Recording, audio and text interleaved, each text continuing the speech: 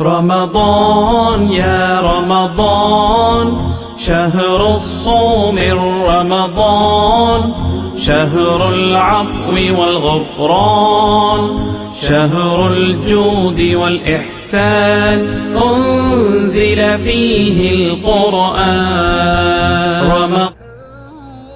السلام علیکم ورحمۃ اللہ وبرکاتہ. بسم اللہ والصلاۃ والسلام علی رسول اللہ.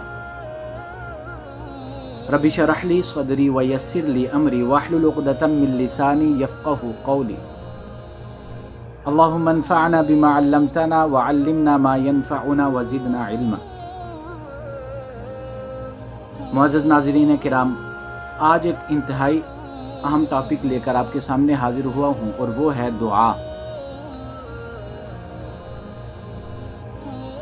یاد رکھیے گا کہ دعا ایک مومن اور مسلم انسان کے لیے ہتھیار ہوتا ہے، کہ جس طرح ایک جنگجو انسان حالت جنگ میں ایک فوجی بغیر اسلحہ کے، بغیر ہتھیار کے ایک لمحہ بھی نہیں گزارتا، اسی طرح ایک مومن انسان کو بغیر دعا کے دامن کو چھوڑ کر زندگی نہیں گزارنی چاہیے. ہر لمحہ اللہ کے ساتھ جڑے رہنا چاہیے، دعا کے ذریعے اللہ سے دعائیں کرنی چاہیے، التجائیں کرنی چاہیے.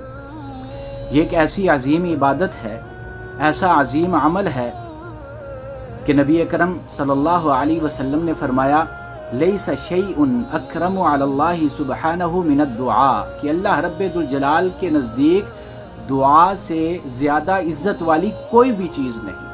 اور ایک حدیث میں آپ صلی اللہ علیہ وسلم نے فرمایا الدعاء هو العبادہ، دعا ہی اللہ کی عبادت ہے. اور اس کی اہمیت کا اندازہ اس چیز سے بھی لگایا جا سکتا ہے کہ دنیا میں انسان کی جو سب سے پہلی عبادت تھی وہ دعا تھی. آدم علیہ السلام اور اماں حوا کو جب اللہ رب ذوالجلال نے زمین پر بھیج دیا تو انہوں نے جو سب سے پہلی عبادت کی تھی وہ دعا کی تھی. ربنا ظلمنا انفسنا وان لم تغفر لنا وترحمنا لنکونن من الخاسرین. سب سے پہلا عمل وہ دعا کیا تھا.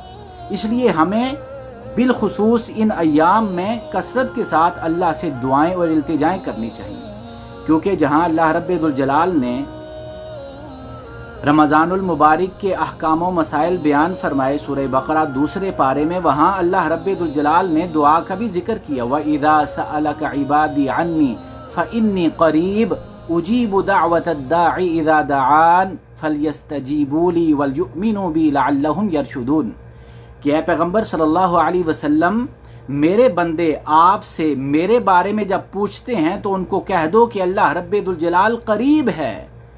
اجیب دعوت الداعی اذا دعان، جب بھی کوئی اللہ کو پکارتا ہے اللہ اس کی پکار کو سنتا ہے. اللہ کبھی اپنے بندے کی دعا کو رد نہیں کرتا. جب بھی کوئی بندہ پکارے اللہ رب ذوالجلال اس کی پکار کو سنتا ہے، اس کی دعا کو قبول فرماتا ہے. تو اللہ رب ذوالجلال نے رمضان کے مسائل کے ساتھ، احکام کے ساتھ دعا کا ذکر کیا. یہ ایک بڑی عظیم عبادت ہے.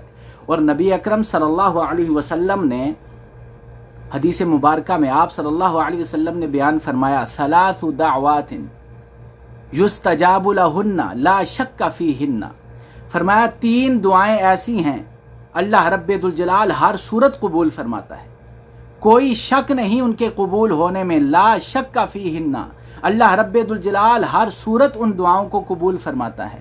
اس میں سے آپ صلی اللہ علیہ وسلم نے سب سے پہلے فرمایا دعوت الصائم، روزے دار کی دعا. روزے دار انسان کی دعا اللہ کبھی بھی رد نہیں کرتا.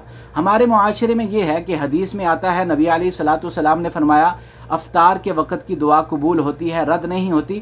لہٰذا اس حدیث کو سامنے رکھ کے پورا دن لوگ اس چاہت اور خلوص اور تڑپ کے ساتھ اللہ سے دعا کرتے ہی نہیں.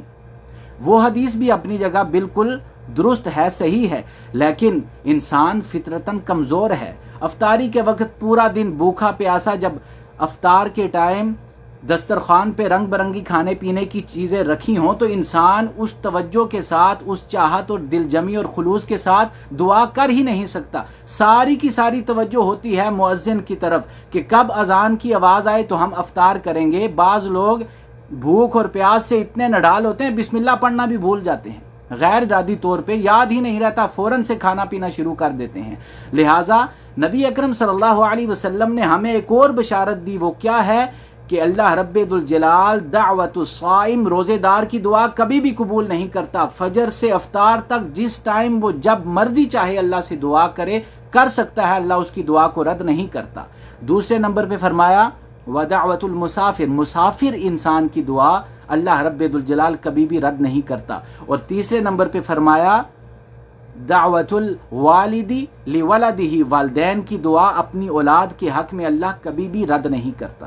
اس لیے ان ایام میں ایک تو رمضان کا بابرکت مہینہ، انسان کا دل نرم ہوتا ہے، انسان گناہوں سے دور ہوتا ہے، اللہ کے قریب ہوتا ہے، زیادہ انسان کو اللہ سے التجائیں کرنی چاہیے، دعائیں کرنی چاہیے۔ ایک تو رمضان ہے، دوسرا یہ جو کرونا وائرس کی بیماری پھیلی ہے، ایسی وبا میں بھی اللہ سے خوب تعلق مضبوط کرنا چاہیے، کثرت سے اللہ سے دعائیں کرنی چاہیے، التجائیں کرنی چاہیے۔ یہ ایک ایسا عظیم عمل ہے کہ اللہ رب ذوالجلال کے پیغمبر علیہ الصلاۃ والسلام نے فرمایا من لم یدع اللہ غضب علیہ، جو انسان اللہ سے دعا نہیں کرتا اللہ رب ذوالجلال اس پہ غصہ ہو جاتا ہے، اللہ اس سے ناراض ہوتا ہے۔ کہیں ایسا نہ ہو ہم دعائیں کریں ہی نہ، اللہ سے مانگے ہی نہ، تو اللہ ہم سے ناراض ہو جائے۔ اس لیے ہمیں زیادہ سے زیادہ اللہ سے مانگنا چاہیے، اللہ سے التجائیں کرنی چاہیے۔ اور ایک قرآن مجید کی ایک آیہ مبارکہ میں اللہ رب ذوالجلال نے فرمایا ادعونی استجب لکم،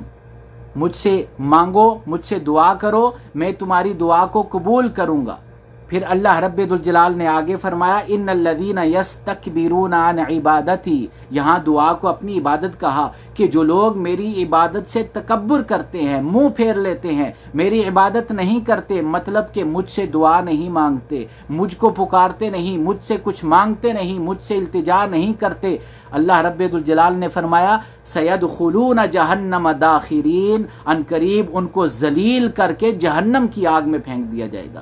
میرے بھائیوں، دنیا کے بڑے، دنیا کے بادشاہ، ان سے مانگو تو یہ ناراض ہوتے ہیں، لیکن اللہ رب ذوالجلال ایسا عظیم بادشاہ ہے، اس سے نہ مانگو تو وہ اللہ ناراض ہوتا ہے۔ اور فرمایا اگر مجھ سے نہ مانگا، کہیں ایسا نہ ہو منہ پھیر لو، مجھ سے مانگنا چھوڑ دو، تو اللہ رب ذوالجلال سیدخلون جہنم داخرین، ذلیل کر کے جہنم میں داخل کر دے۔